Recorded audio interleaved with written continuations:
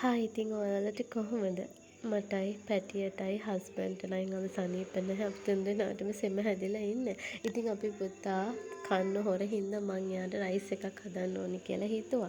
Carrot, ගෝවා, leeks, කරිපිංචා ටිකක් කිනියට කපාගෙන සුදු ලුණු ටිකක්, ඉඟුරු ටිකක් මං වෙනම තලා ගත්තා. ඊට පස්සේ තාච්චියක් තමයි මම මේකට ගන්නෙ.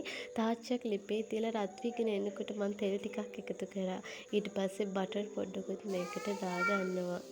ඊට පස්සේ අර තලාගත්තු ඉඟුරු සුදු ලුණු ටික මම මේකට එකතු කරගත්තා.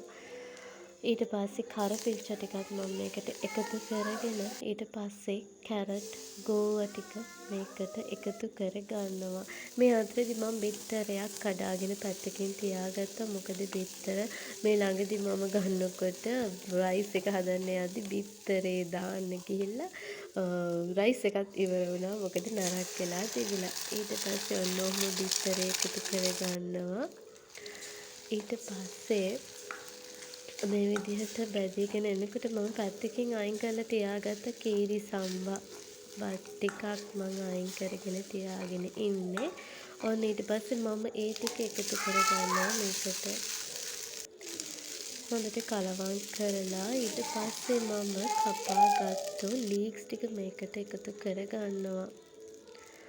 මේ විදිහට කන්න අපේ චූටි පුතා හරිම කැමතියි. එයා අර අපි කඩෙන් ගෙනල්ලා රයිස් එකක් කනකොට ඒකෙන් ඉල්ලනවා. ඒත් මම ඇත්තටම මේව දෙන්න කැමති නැහැ. මොකද අපි දන්නේ නැහැ නේ කොහොමද මේව හදන්නේ කියලා.